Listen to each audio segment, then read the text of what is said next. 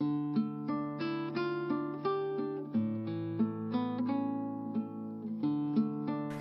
Brauser.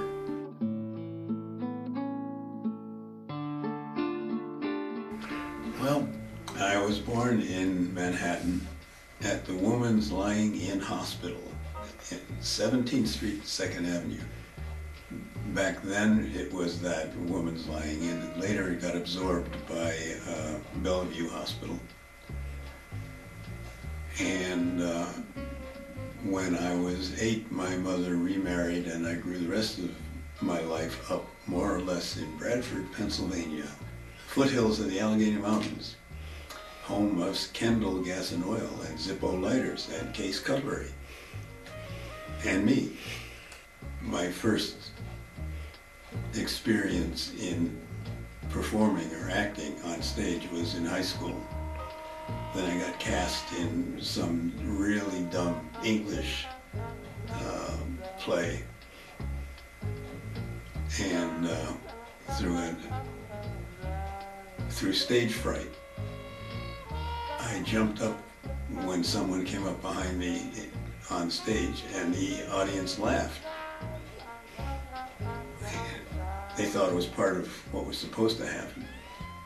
And that ruined my life foreafter, because I stayed one way or another. I stayed in the performing arts.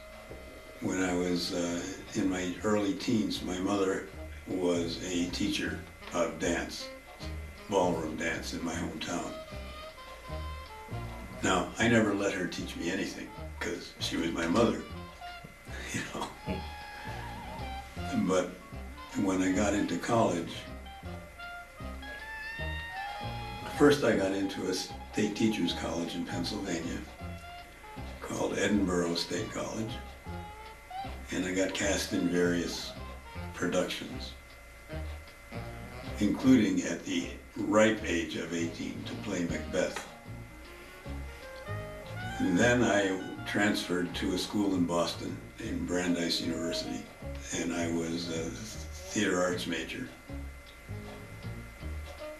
And all theater arts majors then and now had to take a modern dance class. And the teacher decided that I was pretty good at it.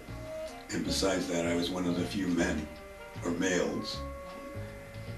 So I was cast in a lot of different productions. And aside from all that, I was also the designer for a lot of the student plays, scenery, lighting. And then I went after that to Yale Drama School for 2.5 years, but the Master of Fine Arts program there is 3 years. And halfway through the 3rd year, just remembered this, I was lying in bed and the moon was coming through a window up there. And I was looking at that and saying, why am I still here? So the next day I quit and went down to the East Village, Greenwich Village, and did a lot of off-Broadway stuff. Not as a performer, but as until I got the 1964-65 World's Fair with the Chrysler Pavilion. Before the Muppets, there was a group called Bill and Cora Baird Puppets. I got hired them as a puppet builder and performer, and we performed through 64 and 65. It was pretty interesting. It was pretty interesting. Then I broke my leg on a motorcycle, so be careful. Well, it was just the beginning of when there were a lot of drugs floating around. I didn't do any of it because it never made any sense to me. Although I do remember twice getting a contact high simply because I was in the same room with a lot of the smoke, you know. But I just wasn't interested in losing control of myself. that way. In the whole environment, there were an enormous number of different things. There were dinner productions. There were theater in the round productions. There was a group called the Circle in the Square, which was based in Washington Square, and actually had an international reputation, even though it was off Broadway. I was making armor for their production of what was it? Macbeth, I think, actually. That was interesting in that there's something called celastic. Now, celastic is a fabric that's embedded with a dry, what's the term when something changes what it is to something else? Remember what that is? Foam? Memory foam? No, if you put the right liquid on it, it'll change. Color? No, it'll change. It'll completely inundate the fabric, and you can mold it onto something.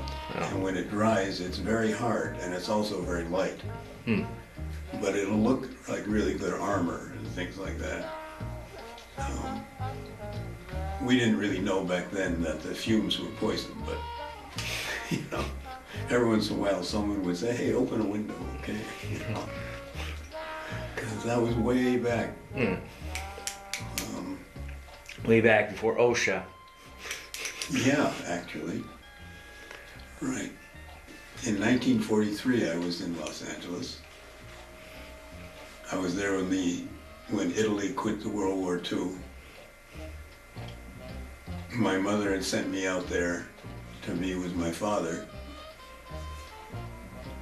because she wanted to be with my stepfather on a little honeymoon. He was in the Navy and they had about 2 weeks to go somewhere.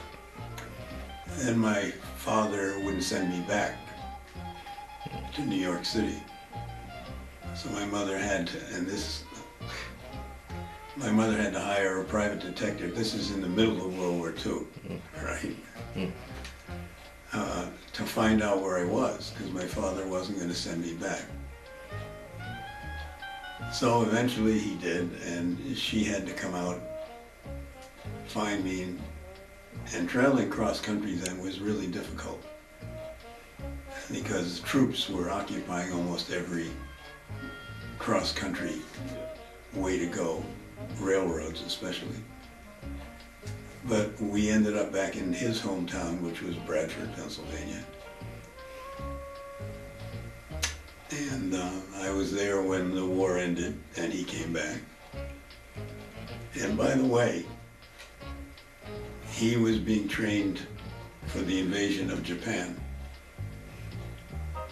And the only time I ever got him to talk about that was he expressed his absolute confidence, certainty that Truman's dropping that bomb was the right thing to do.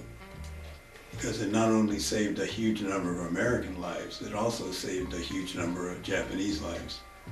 Even though the two bombs killed about 300,000 people.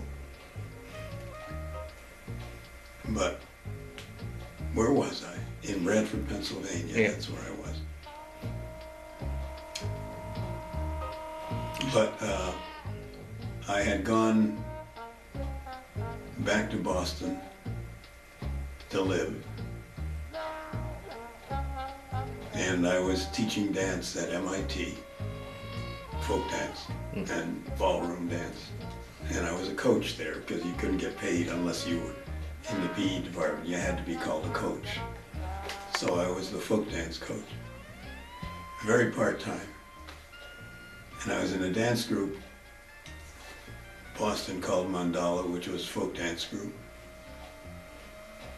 You know, I could go on forever, but I'll make it really short. And then one of our members went out to Los Angeles to UCLA for their graduate school master's degree in dance ethnology, which is the anthropology of dance. So the next year, I decided I was going to apply and go there as well, and that's what happened. That's how I got to Los Angeles. And because I had a lot of theatrical experience backstage, I was hired for the group that brought in, for Royce Hall, which was the big venue then, they brought in things like Martha Graham's dance company, the New York Philharmonic, so on and so forth. And all those things that were not directly involved with the campus, like the campus theater department or the opera, so on. We did all of the staging for them. So, which was kind of neat because, again, these were top-notch professionals in their fields. I mean, Martha Graham, you know, Leonard Bernstein. But anyway, and then I got a job in upstate New York, SUNY Brockport, in their dance department after I got almost my master's from, in the meantime I'd gotten a master's from Bennington. I forgot that. Yeah. 1970 was when I got that master's, and that was the day for my technical rehearsal for my production. That was the day that the 5 Kent State kids got shot and actually murdered by the National Guard, which was, can't begin to tell you what went on in colleges back then. A lot of them just shut down in protest. That was the very first protest I ever went to Washington with. But look, we were all young. It was part of the State University of New York at Brockport, which is right on the Erie Canal, by the way, and right near Rochester, or Ratchester, as they say it, Ratchester. It was a good place, actually, but I went back to Los Angeles, back to the dance company I was in there, and then I got the job at the University of Arizona. I was there for 5 years.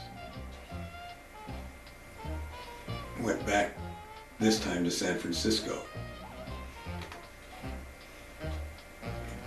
because in the interim I'd gotten married and had a son. And we had divorced when I went to San Francisco and she went to San Diego. And I discovered when I was in San Francisco, I hated being in charge of a dance company because of the internal politics were just overwhelming. And it was not my favorite thing to deal with, 48 hours a day. So I moved down to Los Angeles to take up with the group I worked with at UCLA. And then I figured out I was too far away from San Diego to go drive down and see a Little League game, so I moved down to San Diego. For the next 16 years I lived there. I worked as a technician. I worked for San Diego Stage and Lighting. I worked as an extra for the local unions. An extra is someone that gets hired when they bring in this enormous production from somewhere else and they don't have enough union stagehands. So they hire extra people who theoretically know what they're doing, and they get paid union scale, and you kick back 2% to the union, which is fine. That's nothing wrong with that, because you get $18 an hour back then. I was just a floater. The only steady job I had was 3 years at the San Diego Stage and Lighting.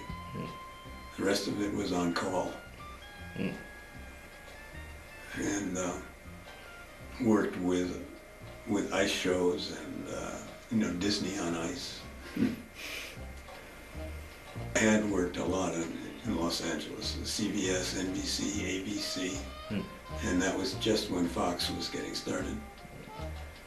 If you're on call in that thing, that area, that time, if they call you up at 3 in the morning and say, go over to CBS Studio X, if you say, I can't, they will never call you again. And so that's what happened a lot of the time. It would be late at night, you'd drive over,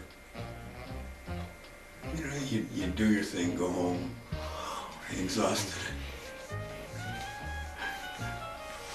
A little quick thing, I was driving down Sunset Boulevard. You've heard of Sunset Boulevard in Los Angeles, right? Towards the ocean. It was 3 o'clock in the morning and a white Jaguar zoomed past me, cut in front of me even. There was nobody else on the road. He cut in front of me with his white Jaguar, and on the license plate it said, get a job. Fortunately for me and for him, my old beater couldn't catch up to his Jaguar, so I could never ram him in the rear end there. But I sure as hell wanted to at 3 in the morning. Get a job.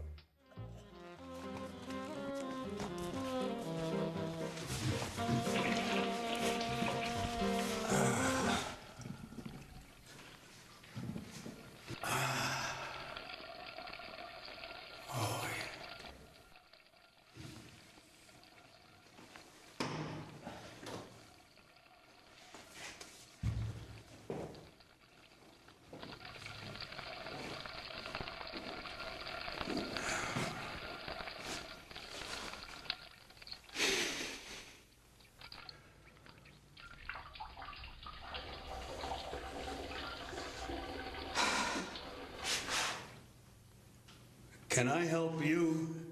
I just cleaned that.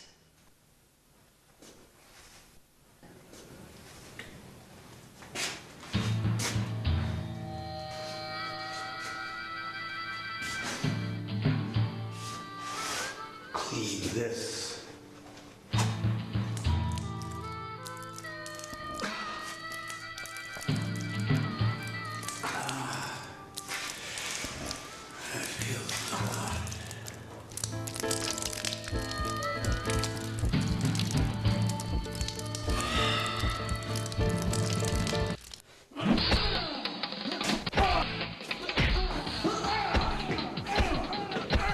No, you clean that.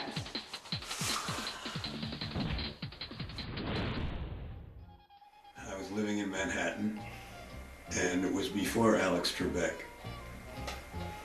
And I used to play hearts with 3 people, one of whom knew an awful lot of people in the city, in Manhattan and Brooklyn and so on. And at one game he said, Harry, would you like to be on a quiz show? I said, okay, why not?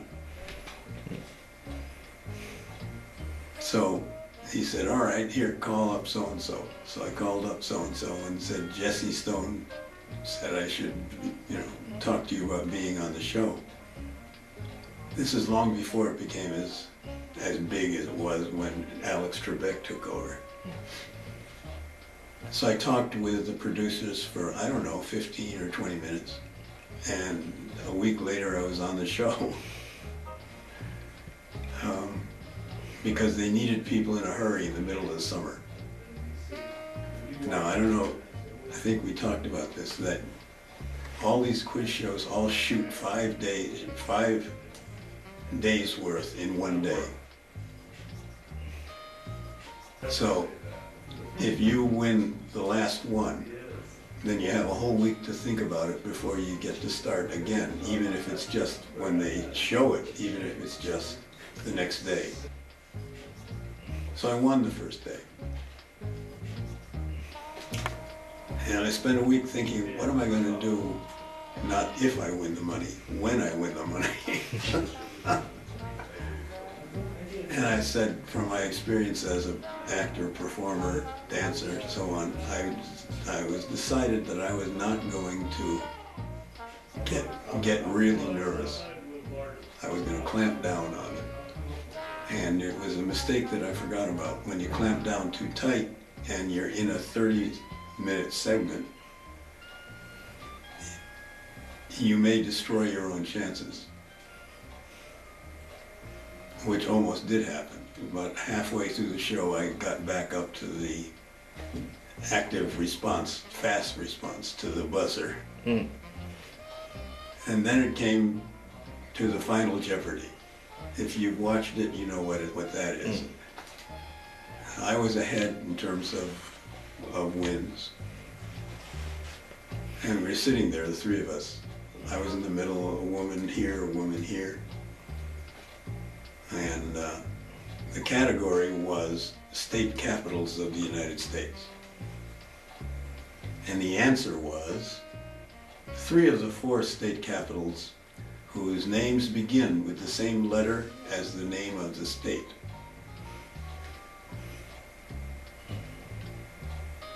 We were not allowed to abbreviate anything. Everything had to be written out fully. Bom, bom, bom, bom, bom, bom, bom. 30 seconds of that. And then, bzz. So we started with the woman over here. She didn't write anything down. And as it turned out, the contestant on my left had never written, neither had she written anything down. So there I was. And I had written down Dover, Delaware. I have no idea how I did that to this day. Then I went Oklahoma City, Oklahoma. Now that takes a while to just write down, you know. And then I was thinking, okay, one more. Hawaii, comma, H-O-N. That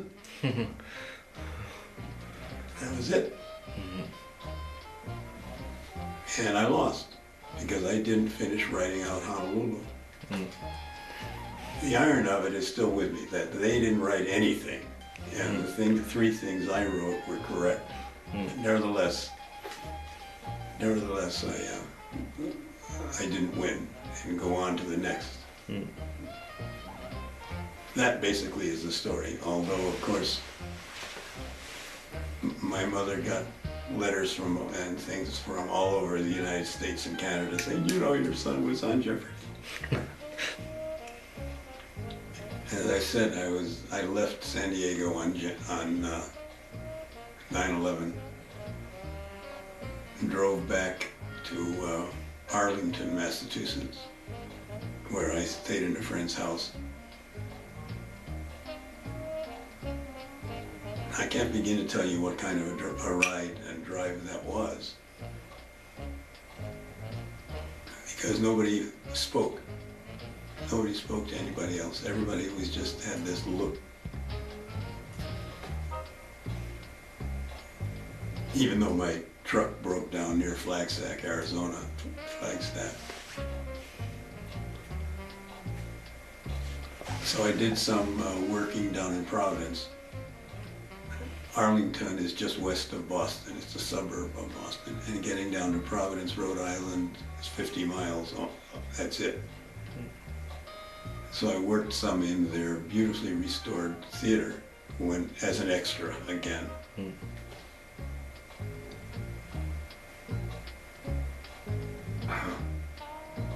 And then I met people at a summer folk dance camp.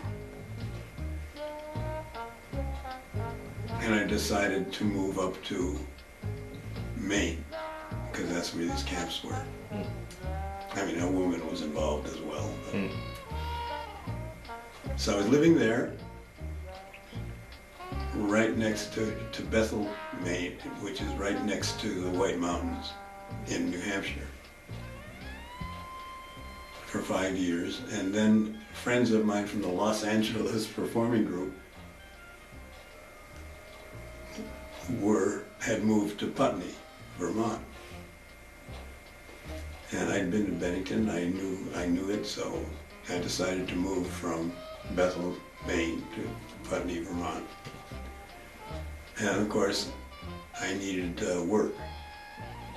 Worked for a year for Landmark College as a shore order cook. And then I heard about something called Vermont Associates for training and development. And I signed up for that, and the woman who was my, I don't know what you'd call her, controller but she decided that she was going to drive all around and find places to put me. It had to be nonprofit. So the second one she found was Fact TV, which is definitely nonprofit. Yeah. You know? No profit. And I was signed up as a trainee. So she signed me up with Jake, and I was shipped up to here or I was signed up here. And poor Jake, I feel really sorry for you, Jake, because you were trying to teach me how to edit videotape and things, and I just couldn't get it. And you probably went home some nights and drowned yourself in your bathtub or something, saying, how can I get through?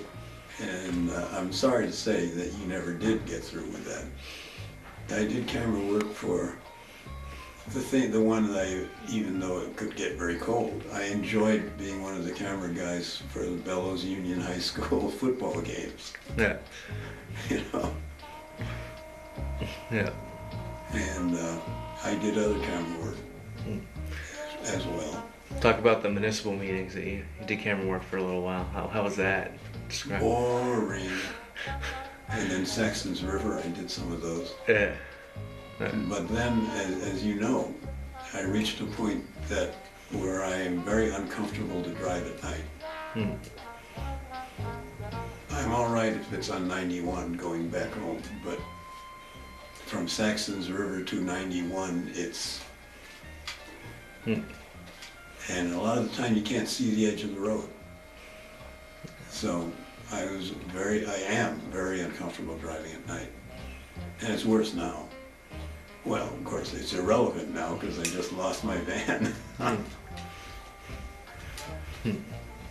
But it's fun to go to these small things, like the Saxon's River group, because if you pay attention, you can understand that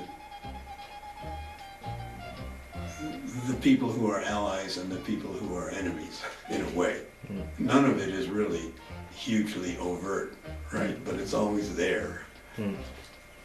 Like any group of people, of miscellaneous people, there's politics. And it's fun to watch them. Of course, you're never supposed to say anything about them either. I filmed a few in Westminster. School board meetings and things like that. They're fun, and they do an enormous amount of good around this area because it shows people who aren't able to go to these meetings who they see are representing them and how well or ill they are doing it. And that's great. That's great for democracy. But I also got suckered into becoming a performer, which was pretty satisfying. I did some pretty good jobs. I only had one real stinker as a performer. You remember the presidential candidate in the bookstore? Oh, yeah, we made it work though. That was so bad. That was so bad. I think the whole idea was just bad, so I think it was bad to start with. But it was not fun because first of all, everybody else, all the other men there were taller than I am. You know, but anyway.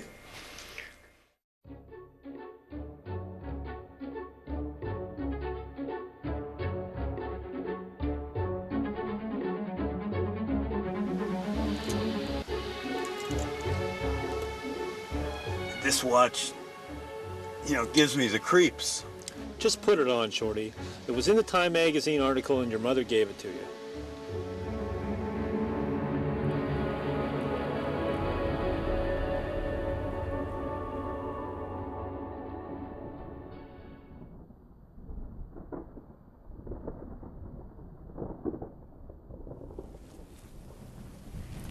remember.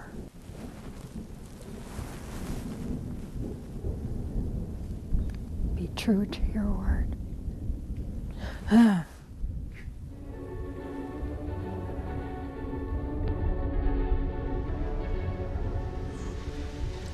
It'll show your family values. The locals will like that. Okay. All right. Just don't spring any other surprises like this on me, okay? You tell me again why we're here in New Hampshire. All right. Sarah, we don't know what's happening with her. Newt has imploded. Huckabee's out. Trump, he's in and out, in and out. We don't know what's happening with him.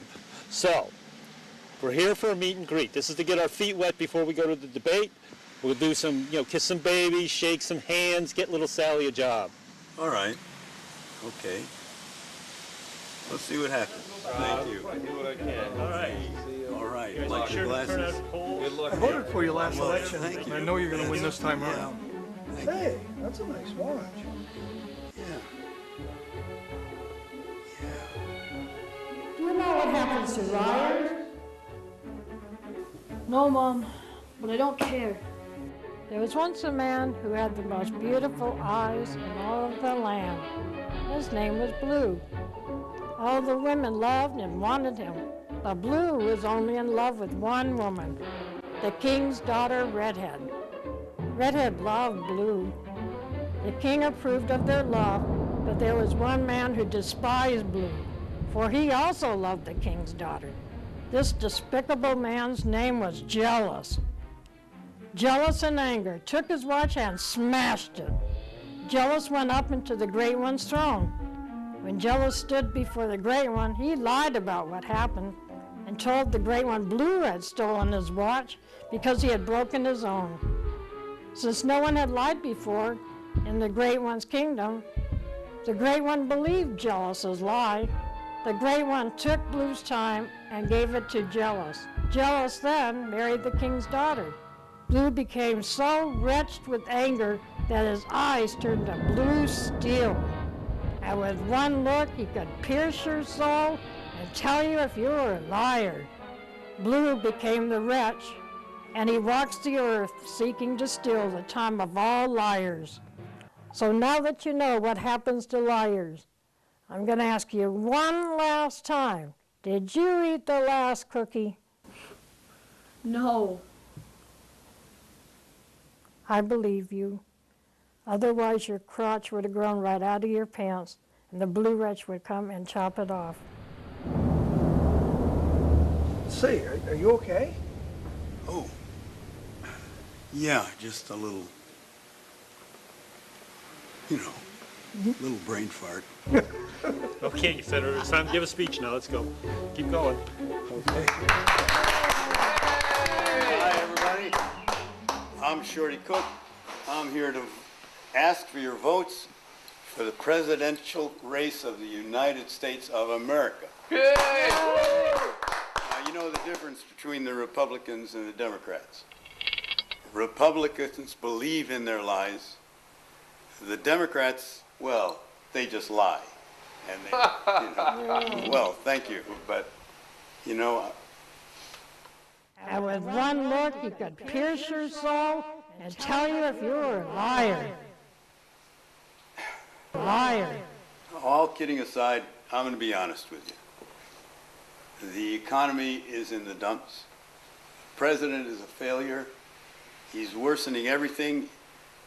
Can't get jobs for college graduates. Ooh. He's taken away your Social Security, Medicare, Medicaid. It's all in the dumps. I have a plan. If you don't happen to believe our government's broken, I spoke to a woman whose husband tried to get into the Veterans Administration hospital, and you know what happened? They wouldn't let him in because he was too old. If you elect me president, I promise I will fix the economy, I'll create jobs, I'll create scholarships for students, and Social Security. I'll fix Social Security so when you get up there, it's there for you. I will be a good shepherd to the American people and a servant to all of you who are the heart of the people of this grand country, the United States of America. Pardon my French, but what are they looking at me like I just dumped on the ground over here? Okay, folks, it's obvious that the North Koreans have holographically projected an appendage onto Mr. Cook. Okay, let's get out of here. Yeah, that's right, Codger. That was the first, I had been what is called in the show business a second banana, which is someone who is, the star is talking and it bounces off the second banana. And I was doing things like that here for commercials, or not, you can't call them commercials, but for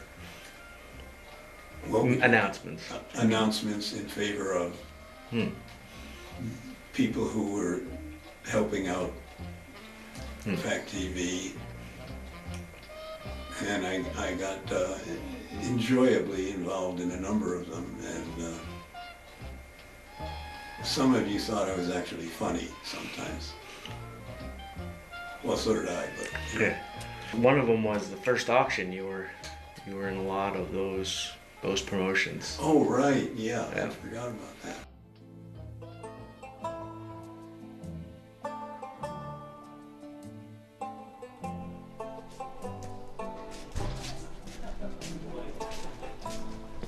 Now, look, you guys, you wrecked my house. See, My wife see. is bugging me, totally, completely bugging me. She See, wants see. to get a bay window. See, Okay, not like this, the real ones. see, All right? So you gotta do it. see, So go. see, see. No. That thing you say, vomit something or. Vamonos! Go. Vamonos, my brother, come.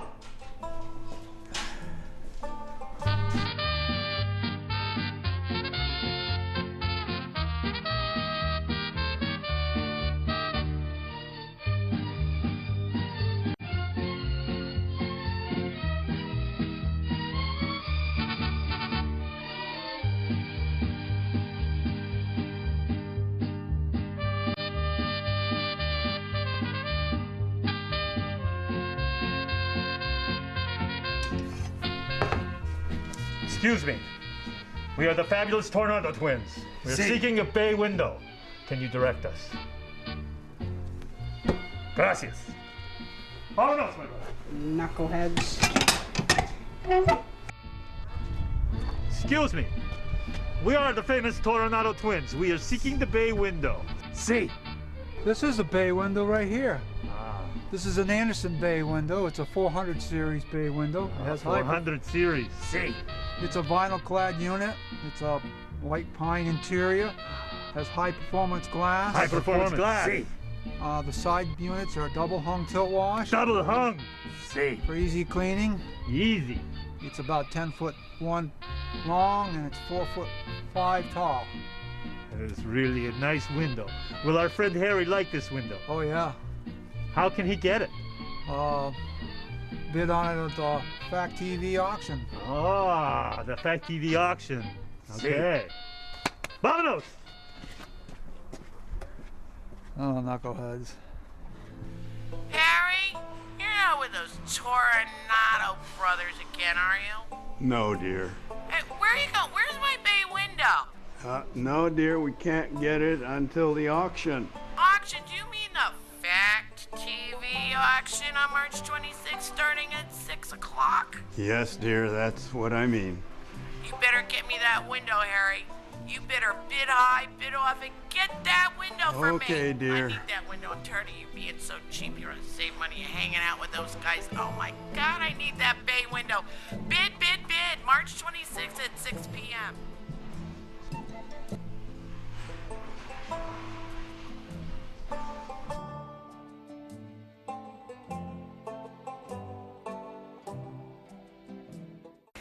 So I remember Mike Smith was new here, running this whole area, and they had the auction, and for some reason, I kept winning things at the auction. Remember, I won 2 of those pillows. Oh yeah. You know, shaped foam pillows. I got 2 of those for some mad reason. Yeah. And one other thing. You won a DVD player, I think, too, didn't you? Yeah. Yeah. I gave it to Joe Eisenberg. Yeah. Because I don't have a TV. Yeah.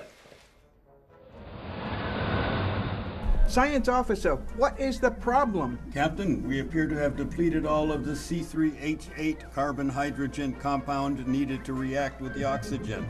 Speak English, man. Number 1, what is he saying? We're out of propane, Captain. We're 400 light years from home? Where will we get propane? Captain, we are currently in the vicinity of an M-class planet with signs of carbon-based life, organized into primitive social units utilizing a pre-warp technology. What did I say about speaking English? Number 1. We just passed the place, Captain. Well, don't just sit there. Set a course for the M-class planet. Engage!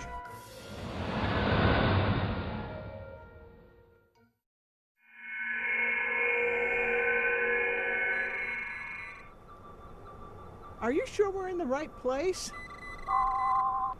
They have plumbing and heating here. We need propane. Captain, my tricorder here indicates the presence of C3H8. Let's move out. Watch my 6, number 1. Yes, Captain.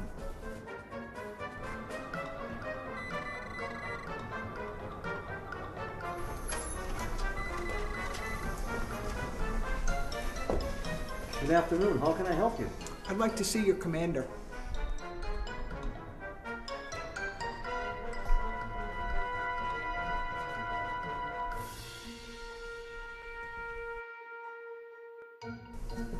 You folks must be from out of town, Connecticut. How can I help you today? Can we get this tank filled? You sure can, but that one looks a little beat up. We ought to exchange that for a brand new propane tank filled with propane for a low price of $21.99.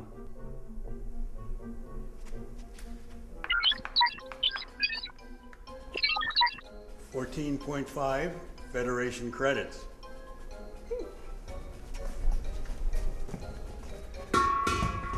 Nice looking tanks, but why are there so many?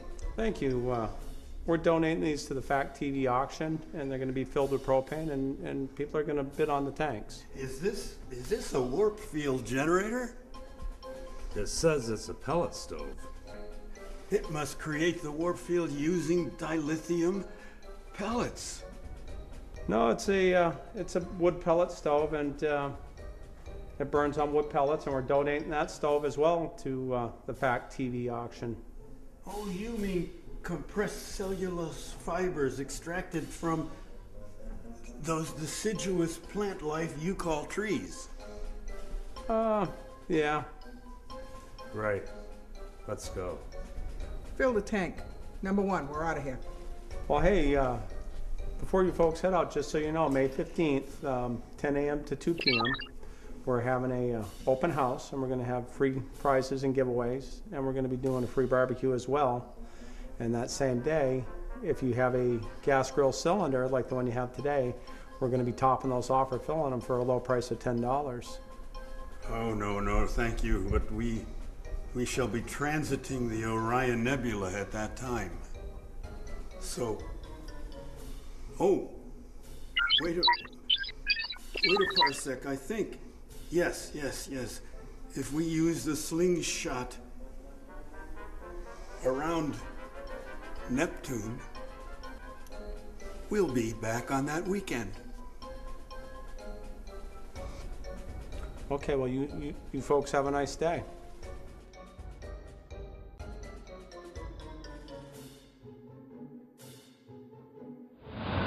Number 1, prepare to resume course. Now that's a beautiful thing. How do you want your burger? Medium rare would be nice. Where's the science officer? He's a vegetarian. Besides, he's too smart for his own good. I'll have his hamburger.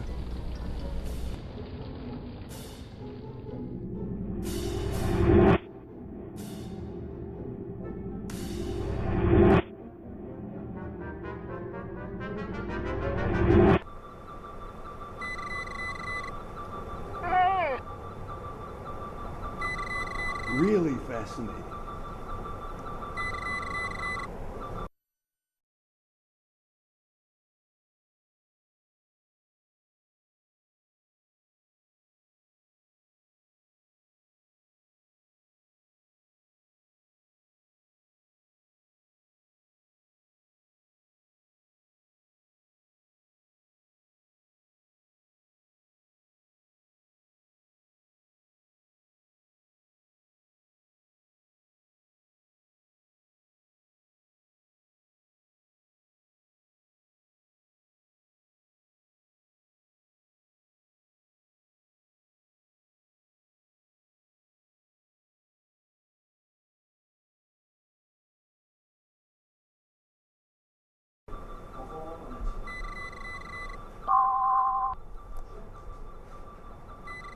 Really fascinating.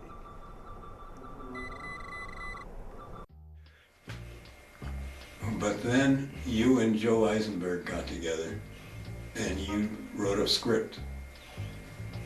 And because you had this old guy hanging around not doing very much other stuff, you asked me if I wanted to be the codger. And the thing that made it really good to me is that there was no script to follow for me. I didn't have to memorize any lines. Because that was my downfall as an actor, was the trouble I had with that. So you guys filmed it all in one day, right? Yeah. In Brattleboro. And it was a delightful experience. Of course, there's an old truism in show business: don't ever be in a performance with either a dog or a child. And we had the dog. You can look it up. I mean, it's still in the library here. Yeah. Sure is. The next big thing was 48 Hours, which was filmed here in Bellows Falls, on the island, the train station. And the 48 hours is exactly what it means. By the time you find out what you're going to be doing, you got 48 hours to do it, including the trip back to, where was it, New Hampshire? Yeah, Manchester. In Manchester. And we won as a group. We as a group won the, it's hanging on the wall out there. But you know, it's got a black frame around it. I don't know what that means. We got the award for the best acting, which was astonishingly satisfying, I gotta say.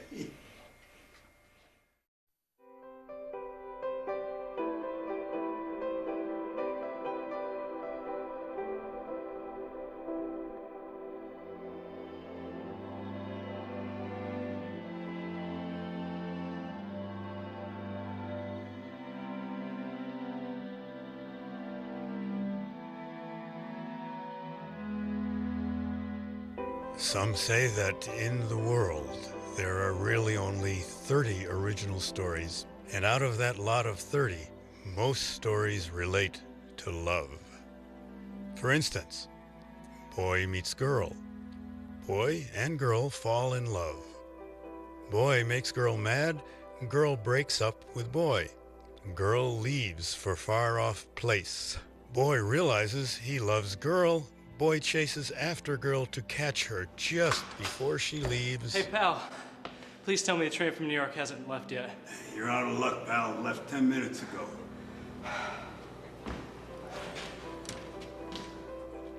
Love, in real life, never fulfills. Case in point, the waitress, Ms. Marie Otterbein.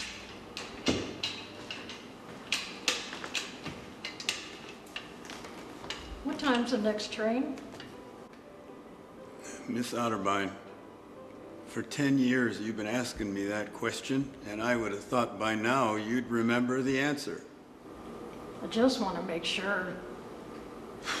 Okay, 3 o'clock. Maybe he'll be on the next one. Well, I don't mean to be rude, ma'am, but maybe you should consider the possibility that he's never going to come back.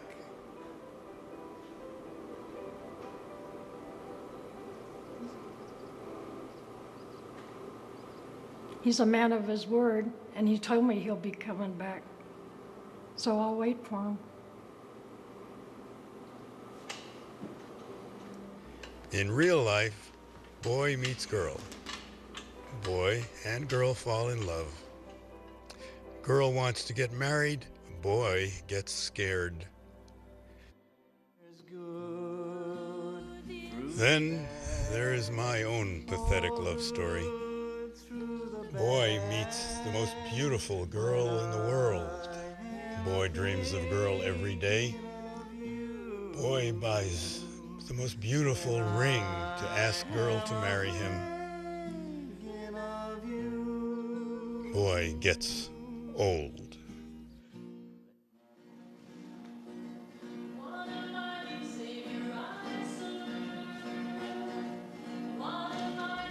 Boy loves girl, girl loves boy, and they will never know it.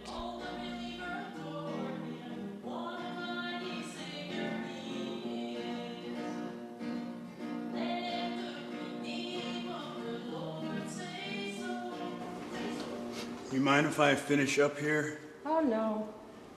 Sometimes I wish I didn't have a boyfriend to wait for. I would have left this town a long time ago. I hate this place. You really hate it that much? Yes. When's the next train coming? Remember, 3 o'clock. Maybe he'll be on the next one. Maybe.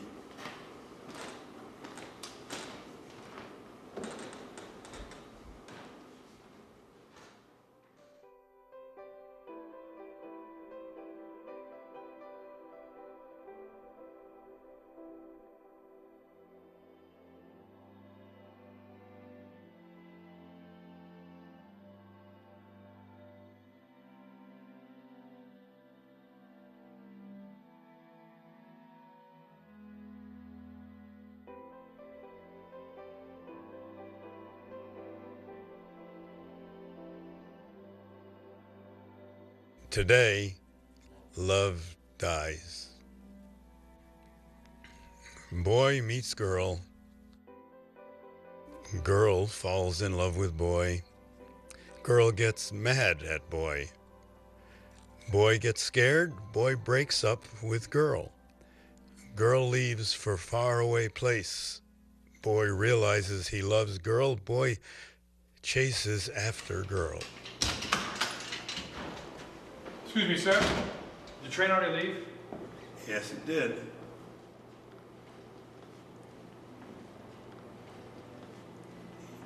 Was she pretty looking?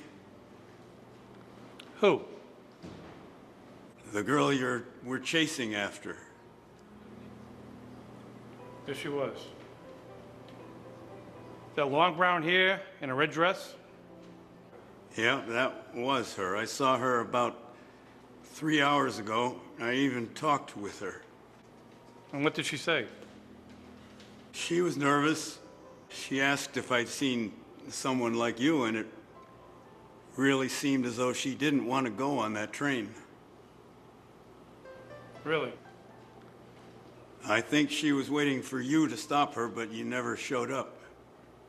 You should buy a ticket and go after her. That's what she really wants. Where do I buy a ticket? Over there.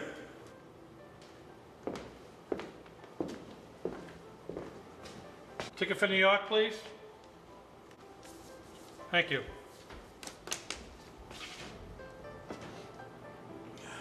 Don't just stand there. Move it.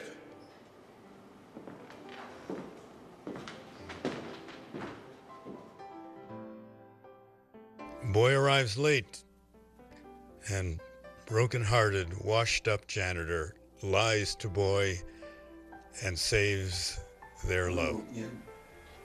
After that, after the debacle of the president's thing in the bookstore here, it kind of, you guys kind of eased away from me. Because there were other people who wanted to be involved. And I'd already done my, as the Yiddish word says, shtick. I'd already done my shtick. So how many minutes we got left? Minutes left? According to you, we got 3 minutes left. 3 minutes. The president said that the sun had gone away. And we had 8 minutes, okay? Now you say we got, what, 3 minutes left before it gets all dark? And then it takes 3 days to freeze up? I mean, come on, we're not gonna die. I didn't know that. Get something in your brain, you know, instead of fishing around and feeding your stupid dog Blue, you know, and I don't know. I don't know what to tell you. Nothing's gonna happen. Is Jesus coming down here? You see Jesus up on a cloud up there? Come on, down here? No way. He doesn't care, and even if he did, we're not gonna die. But the president said... The president, that liberal Washington Fink, that scum, that jerk, that I can't even say it. He's Washington, this is Vermont. You know, we don't believe in Washington. You know what he wants? He wants an excuse to take you and me in martial law and put us in concentration camps. You'll never see your wife again if that happens. But it really doesn't matter. What do you mean it doesn't matter? Your wife, just listen to what I'm saying. Your wife will be in a White House brothel before you know it. I wish I could get a hold of my wife. You wish you could get a hold of your wife. Yeah, God, you've been trying to get a hold of her for a long time. Why don't you just give it up? Me, unlike you, love my wife. That's all you know. I would love to spend a couple moments talking to her before the end of the earth. The end of the earth, it's not gonna end. I'm telling you that. You know, it's just a fantasy that's going on.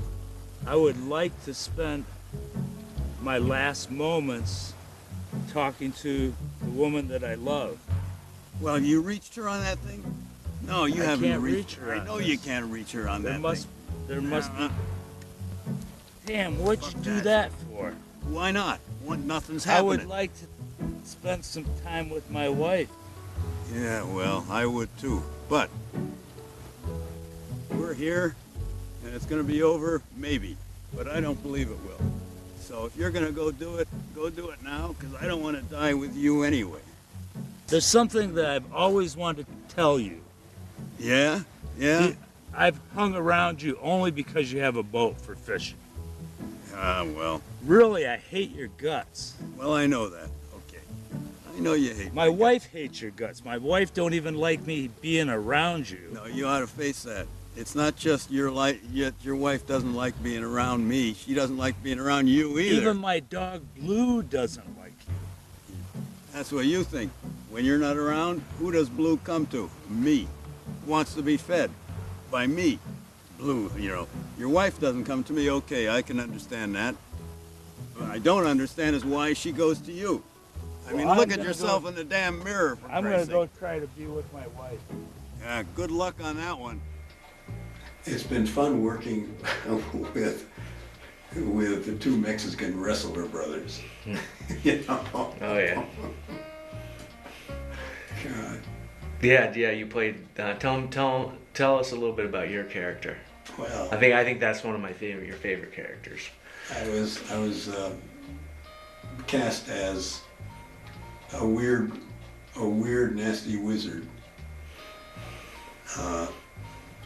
who sets things up that cause the other people to have to go through lots of different things, including time. They have to go into the future and back to the past, all those things, and it's because of the way as the wizard, as I manipulate everything. And that was a lot of fun, actually. I mean, I had the chance as a performer to go over the top. Because that's what it called for. It was fun. But they haven't done one of those in a long time, because the impetus for it is sort of eased up. Mm. Yeah, I'd like to finish it off. I'd like to get them back. My friend Gretchen, who lived in Portland, Maine, she fell in love with those things on the internet, and she kept texting me saying, come on, when are you going to end this? I want to see the last one.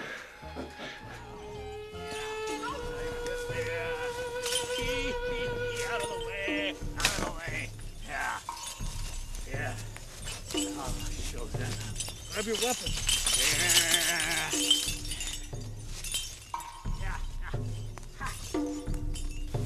Where have you two been?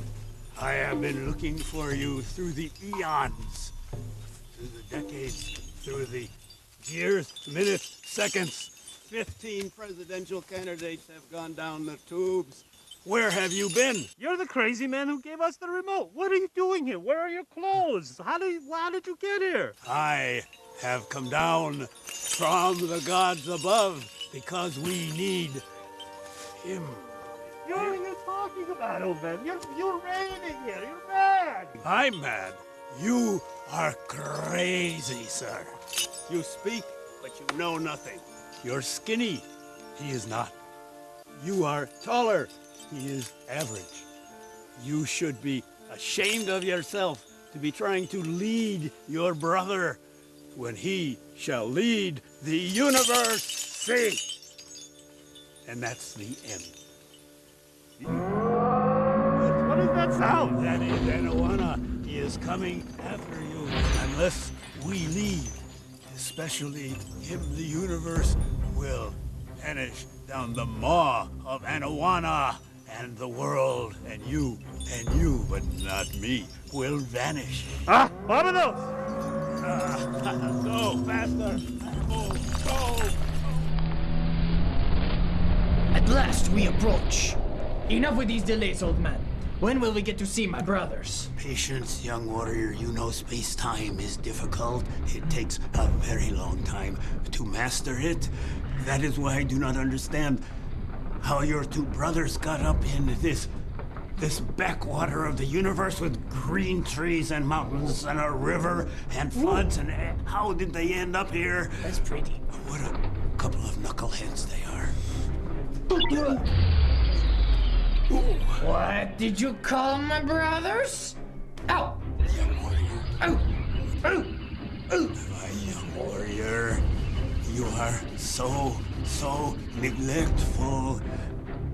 My clone is old. He is frail. He is too heavy. But we must protect the chosen one. We need the locator beam to arrive there. What did you call my... Wait, who is the chosen one? Who is the chosen one? It is not you. You are too tall. You are too skinny. You are in perfect shape. Oh. Yeah, tell me where you do your exercises. I will need them. Oh. Yes. So, start the locator beam.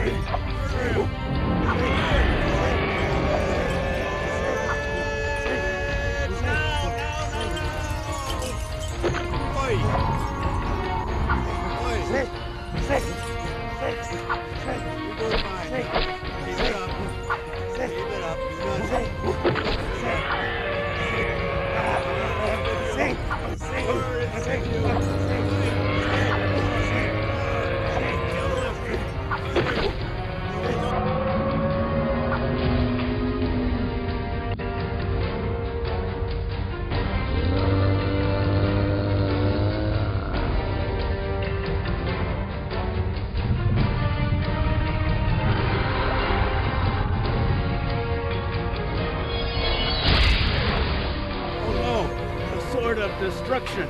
Do you know what this means? Do you know what this means?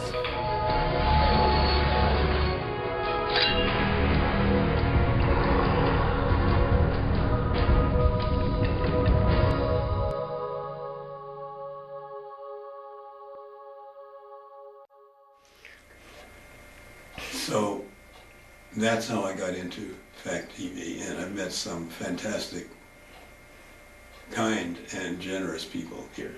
And I've never actually said that to you guys out in the open, but it's really true.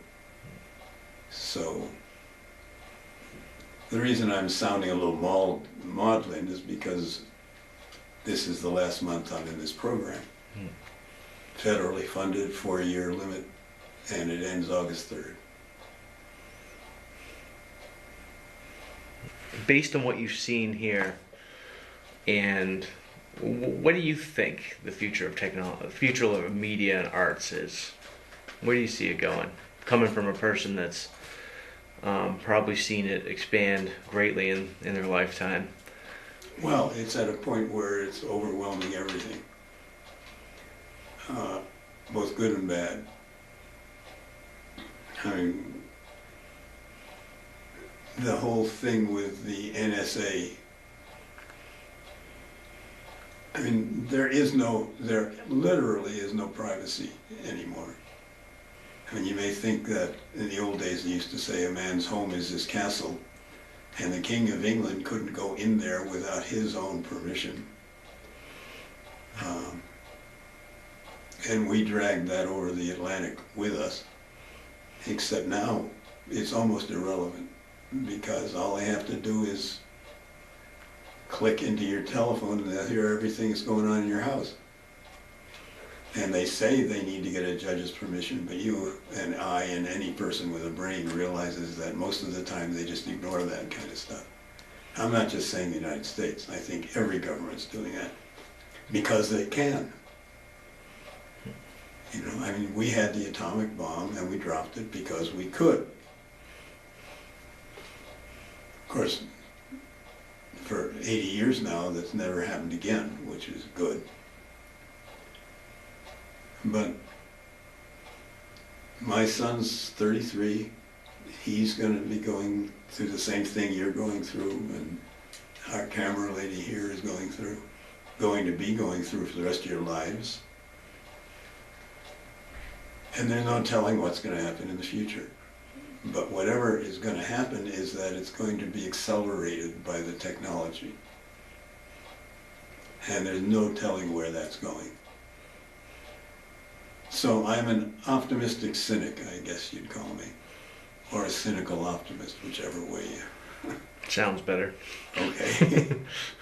Yeah. Because somehow the world has lurched over the last 3,000 years. From really terrible to bad to semi-bad to okay, occasionally to good, except for 2 world wars. And this 70-year